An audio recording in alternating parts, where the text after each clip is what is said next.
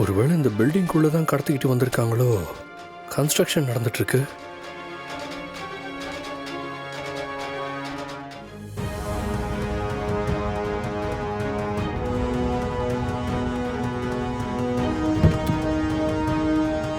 ஆதித்யா, நீ கார்லயே வெயிட் பண்ணு. இல்லப்பா, நானும் வருவேன். எனக்கு அக்காவை பார்க்கணும். சரி வா.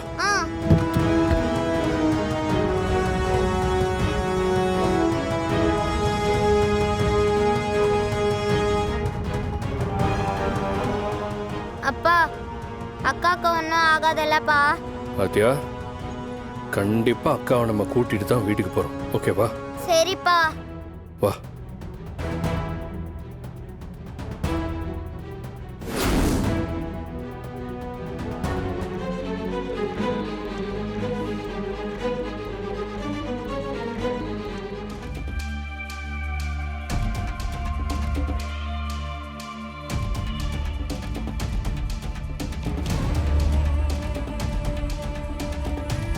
சித்தி மாதிரி இருக்கு. சுதாகர் வேற கூட இருக்காரு. இவங்க 2 பேரும் இங்க என்ன பண்றாங்க? எதுக்கு வந்திருக்காங்க?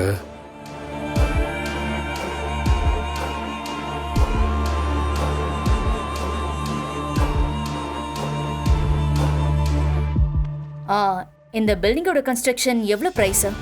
எவ்வளவு டெண்டர் கோட் எடுத்தாங்க? மேடம், கிட்டத்தட்ட ஒரு 10 கோடி இருக்கு மேடம். அப்படியா? நாங்க இந்த டெண்டரை டேக் ஓவர் பண்றதுல எந்த பிரச்சனையும் வராதுல்ல? மேடம், இந்த விஷயத்துல கொஞ்சம் டைம் எடுத்து நல்லா யோசிச்சு டிசைட் பண்ணலாம். ஏகாம்பரம் சார் வேற ஊர்ல இல்ல.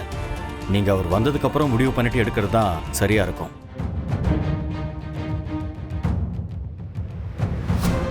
ஆதி, வாட் இஸ் சர்ப்ரைஸ்? நீ எப்படி இங்க? ஆதி, ஆர் யூ ஓகே? ஏன் ஒரு மாதிரி டென்ஷனா இருக்க? ஏதாவது பிரச்சனையா? அதெல்லாம் ஒண்ணும் இல்லை சித்தி. எனக்கு ஒரு சின்ன ஹெல்ப். ஒரு 10 நிமிஷத்துக்கு முன்னாடி இங்க ஆம்னி வேன்ல வந்தவங்க யாராவது மேல வந்தாங்களா? ஆதி, நாங்களே இப்பதான் வந்தோம். ஆமா, எதுக்கு அந்த ஆமணி வேனை பத்தி விசாரிக்கிற?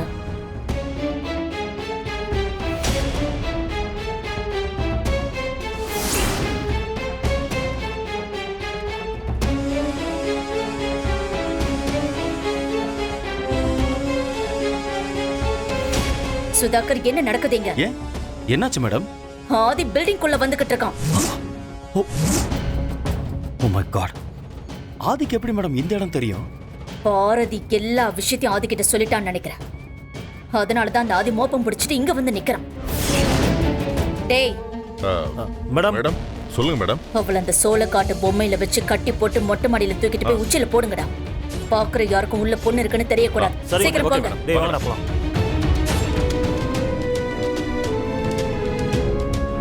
என்ன இங்க ஆதித்யாவையும் கூட்டிட்டு வந்திருக்க? அவ அக்கா தமிழ் எங்க?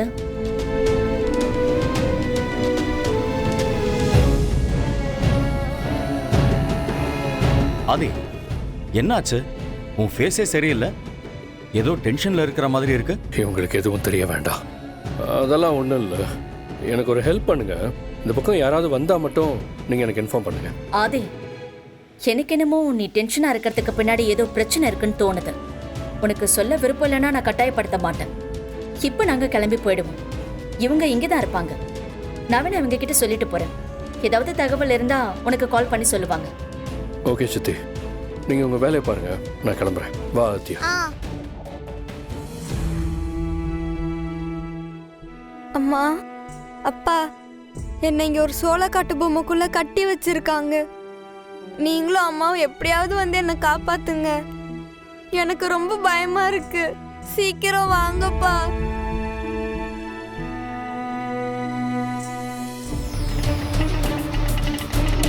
பவானி சொல்றத வச்சு பார்த்தா தமிழை கடத்தின விஷயம் ஆதிக்கு தெரிஞ்சிருக்கு.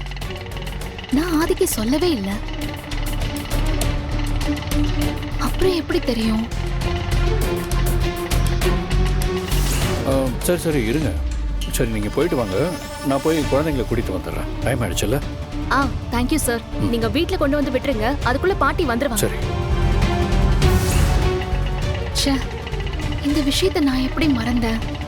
ஆதி தமிழையும் ஆதித்யாவையும் ஸ்கூல்ல இருந்து பிக்கப் பண்றேன்னு தானே என்கிட்ட சொன்னாரு. அப்படின்னா இவர் ஸ்கூலுக்கு போன டைம்ல தான் தமிழை கடத்திருக்காங்க. தமிழை கடத்தின விஷயத்த ஆதித்யா தான் ஆதி கிட்ட சொல்லியிருப்பான். அதனாலதான் ஆதி தமிழை தேடிட்டு இருக்காரு.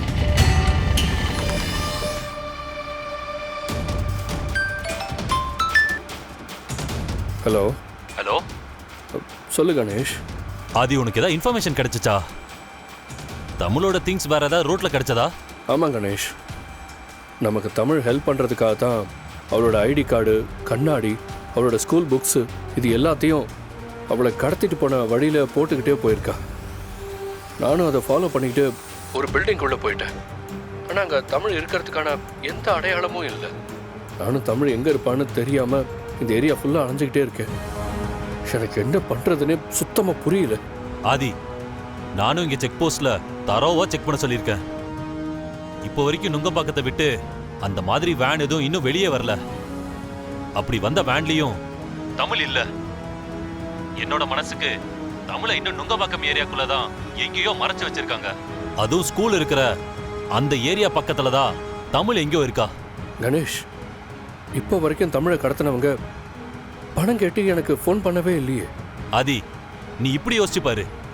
குழந்தைய கடத்தினவங்க உனக்கு ஃபோன் பண்ணாம பாரதிக்கு ஃபோன் பண்ணி இருக்கிறதுக்கு நிறைய சான்ஸ் இருக்குல்ல. குழந்தைக்கு சம்பந்தப்பட்டவங்க யாருன்னு தமிழை கடத்தினவங்களுக்கு கண்டிப்பா தெரியும். நான் இந்த கோணத்தில் யோசிக்கவே இல்லையே. ஆதி, குழந்தைய கடத்தினவங்க கண்டிப்பா பாரதிக்கு ஃபோன் பண்ணியிருப்பாங்க. இந்த விஷயத்தை யாருக்கிட்டையாவது சொன்னா குழந்தைக்கு பிரச்சனைன்னு சொல்லி மிரட்டி இருப்பாங்க. பாரதியும் பிரச்சனைக்கு பயந்துகிட்டு உங்ககிட்ட இந்த விஷயத்த சொல்லியிருக்க மாட்டாங்க. உனக்கு கால் வரலனா கண்டிப்பா பாரதிக்கு அவங்க ஃபோன் பண்ணியிருக்க நிறைய சான்ஸ் இருக்கு. நீ உடனே பாரதிக்கு கால் பண்ணி விசாரி.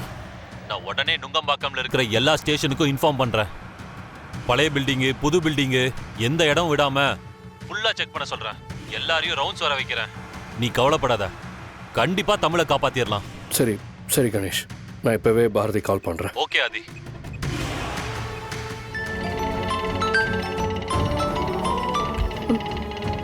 அண்ணா கொஞ்சம் ஸ்லோ பண்ணுங்க. சரிம்மா. Hello sir. பாரதி, இப்போ நீங்கள் எங்கே இருக்கீங்க? என்ன விஷயம் சார்? பாரதி,